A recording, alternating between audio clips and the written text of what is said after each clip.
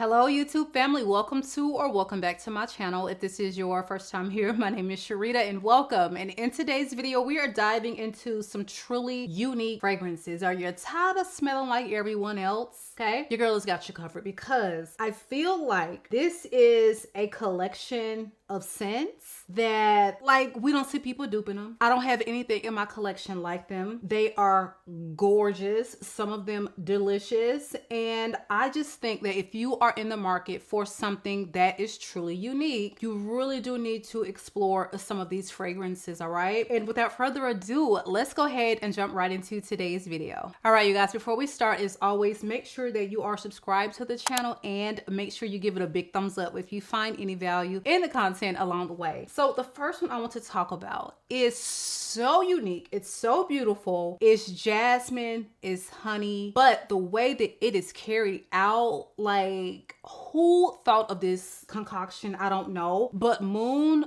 Glory smells so unique and luxurious, and this is honey done in a way that I still have never experienced it the way that it is carried out in this scent. It opens with a beautiful lychee, Hawaiian jasmine, and ylang ylang. You have middle notes of passion flower, lady of the night flower, and honey, and you have base notes of Peru balsam, white musk, and hinoki wood. And I feel like each and every layer of this fragrance features something that we've kind of heard of or seen, but from maybe a different part of the world than what we're used to. You know, jasmine, it doesn't smell the same everywhere. I've never even heard of lady of the night flower, a passion flower. Very few fragrances have that note, and hinoki wood is a woody note that just wears very differently from a cedar or, you know, a sandalwood. This is so unique. And again, that honey, oh my God, it's the honey, the jasmine for me. Like, the way that this comes together, it's a masterfully created scent profile, and you have nothing else like this one. So I know that, is it Neiman's, I think, carries the Harmonist. If you can stop in and try this one, or if you can get like a decant to try this one out, I really do think you would enjoy it if you love sweet floral fragrances, but again, just done in a really unique way. Again, this one is Moon Glory, and the people that have this fragrance really do love it. Okay, so be sure to check this one out. The next one is from the house of FLEURIT, and this is my first fragrance from the brand. I blind bought it, didn't know what to expect, but when I tell you, this is truly an ethereal vanilla fragrance. It wears so light and fluffy. It's almost like there is air and whipped cream. Just, I can't describe it to you. It's almost like marshmallow, whipped cream, air, spun in a cake. And that is literally the idea behind the cake. It really does wear like an angel food experience cake. If you've ever had that cake, you know that the texture of it is just very different from any other cake. It's not like a pound cake. It's just not like any other cake. That's how I could describe it. And that is exactly the way that I would describe this vanilla. It is vanilla for sure, but there's a lot of unique notes in here. I don't know if all of the notes mentioned actually come through in this fragrance for me, but the way that it all comes together, you're getting something that is unique, vanilla, easy to wear, a touch gourmand, and again, just very ethereal. So Gateau d'Ange opens with notes of butter, peach, lemon, whiskey. You have middle notes of caramel, milk, and honeysuckle, and you have base notes of vanilla, gourmand, accord, and tuberose. And the thing about it is nothing actually pops out at you other than the vanilla. Like, you smell this, it's obviously a sweet vanilla fragrance, like tonic, but not in a overdone, super heavy way. And I feel like because they don't have the milk paired with like a lot of musk, it just wears a lot like fluffier and uplifted, if that makes any sense, because musk can definitely give some heft to a fragrance just depending on the way that it's done. I love the fact that they feature a honeysuckle. I really don't get a super prominent tuberose, and I know they're mentioning milk, tuberose, vanilla. Is it going to remind you of Blanche Bet? To me, I don't really get a comparison between the two. Again, this is very airy and fluffy. That is how I would describe it. It is moderate wearing. I would say scent bubble, moderate performance overall, but this is just such a stunner, and it's going to make the perfect gourmand vanilla for hot weather. Really, you can wear this all year because it's a cozy, comforting situation they have going on, and because it is so light and airy, perfect for hot weather. So again, this one is from the house of FLEURIT, and this is Gateau des Anges. So this next one is newer to my collection. I have talked about it probably in a previous video, depending on how I decide to do these uploads in order. But this is from the house of Amouage, and this is Existence. In true Amouage fashion, this is not going to be safe blind buy, okay? We're going to have a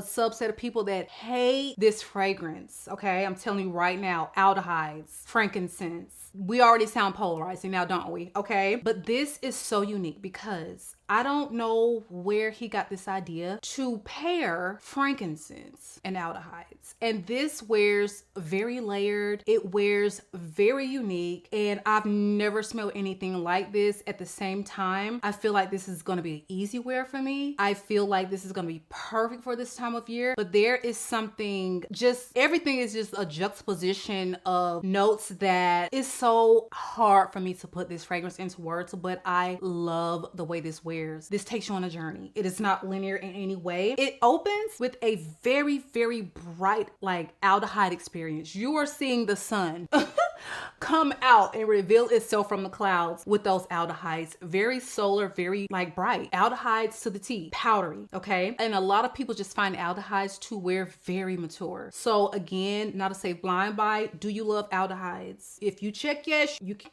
you can go to the next part of the questionnaire. Do you like frankincense?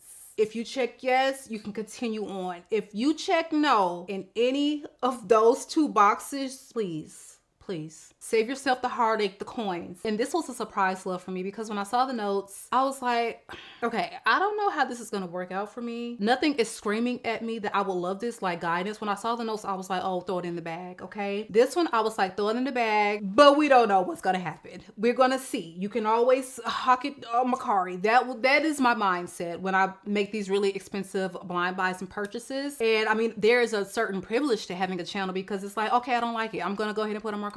Someone is going to hear the video and click on it and buy it. So I just feel like when you are jumping, you're feeling froggy, you want to leave, really think about it, okay? Really think about it and don't use the same standard that someone literally reviewing. I just think that this is a scent you need to try first. I don't think you should blind buy this fragrance. All that being said, all the disclaimers, this is so addictive. It wears soapy. In the opening, to me, there is like something really clean and soapy about the way the aldehydes are done. It is a touch powdery for sure, like powdery, but the frankincense, the way that it is done, it's like a cool, fresh frankincense because frankincense can wear in a number of ways. And I just love the way that it's done in here because this fragrance wears very feminine. And I know Lineage is featured in their feminine range, but that is a very unisex fragrance. And some would even say that it leans masculine. Also really heavy on the resins, the frankincense. That's what it's all about. But that one, it is featured in the top, the mid, the base. Like it is resins. This one, you have much more of a feminine floral balance to this. And again, the aldehydes adding to the bright, fresh quality of this fragrance. So this opens with Lily of the Valley, rose, and aldehydes. You have middle notes of frankincense, labdanum, mystical, and you have base notes of benzoin, white musk, and ambergris. Ambergris also, it can be a polarizing note, but in this one, it wears very clean. I don't get anything animalic, funky about this at all. You get a touch of rose, okay? A rose is just one of those notes. Rose and Lily of the Valley, they can wear very mature. I would definitely say this is giving 40 and up. This is a mature scent that smells so refined. Oh my God. But the way that this doggone frankincense comes off, it is very addictive. I love it. Like, that's all I can say. I love it. It is newer to my collection. So as time goes on, we will see how this macerates, how it changes. But this is not a linear fragrance. It takes you on a journey. It is fresh, but it smells like money. You have to like incense and frankincense. If that sounds appealing to you, then I think that you should definitely get your nose on this fragrance because I am loving it. A wonderful wrap up to this Odyssey collection and from my favorite nose. So hey, this was definitely one. I feel like it was actually going to be a hate or a meh. Never thought it would be a love, but I love it. And so does my daughter actually. So this one again is Existence by Amouage. This next one has been in my collection for a little bit, and I feel like I haven't talked about it in a while, but this is going to be for the gourmand lover. This is unisex, but it is very sweet. It's got gourmand notes on top of gourmand notes, and it wears in that way. This is Dulce Diablo. I don't have anything in my collection that is boozy, that features a photorealistic, when I say photorealistic apricot, like I can literally taste the texture of the doggone apricot on my tongue. Please tell me, how did y'all get an apricot in this? Did you literally express apricots? Because I know mostly all fruit notes are technically accords, because a lot of this stuff you can't extract the smell from like you can a jasmine flower, you know, or the smell of sandalwood. Like this smells like an apricot, but it's so good. You've got sugar, you've got honey, you've got chocolate, all of these things wrapped up in the most delicious packaging, the most amazing sweet unisex gourmand scent that if I had to pick one, I'm gonna say it leans a little feminine, because nothing about this has a masculine edge to it. At the same time, I can absolutely see a guy pulling this off with like utter confidence. If you love sweet fragrances and you want something unique, she thick now, so this may not work for summer for you, but I wear this all summer long, and I think it's just because the apricot, the fruity vibe of this makes me want to pull this out for spring and summer. But this is truly a super sweet thick gourmand that you can wear all year if you can handle super sweet all year. All right, so this one again is Dulce Diablo, and this is from the house of Narcotica. Next up is a white floral, okay? And I know we usually don't put white floral in the super unique category, but however, when I tell you, I have never ever experienced a white floral so captivating, and I know you're seeing every third influencer hold this little bottle up with this mesmerizing top, but the way this top looks, like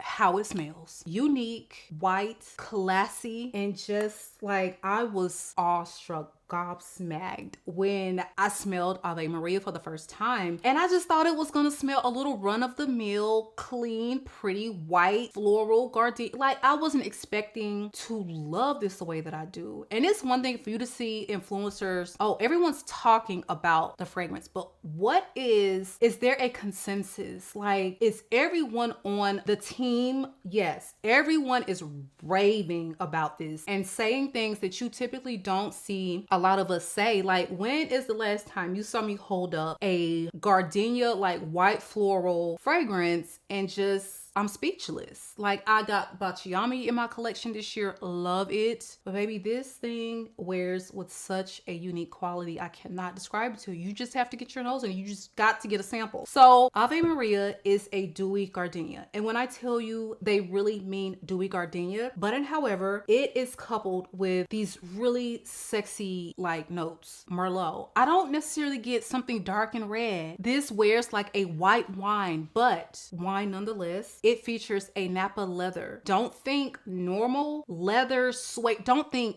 anything like that. Think something sexy. I don't know what it is, but I'm smelling it. It just, I don't know. That is the first thing I say when I smell this. I don't know, but why does it smell so sexy? It smells clean. It smells floral. It smells bright, sophisticated, but what underneath this makes it so addictive and sexy? And I just think that it is this addition of notes we typically don't see in white floral fragrances. I don't know where they got these raindrops from, but honey, I smell the rain. Like, what? This is so beautiful. I'm literally getting chills trying to describe this fragrance to you. Get yourself the 40 ml. Or when it starts to pop up on sites where they have the decants, hopefully Scent Split gets it soon. Please, please, please, please try this fragrance, because if you love gardenia, she going to the tippity top of the list. This is going to be one of the most raved about, talked about fragrances all spring and summer. And I can probably just go ahead and say that this is one of my favorite white florals ever. Like, she's already climbed on up to the top of the list, and I have been wearing this thing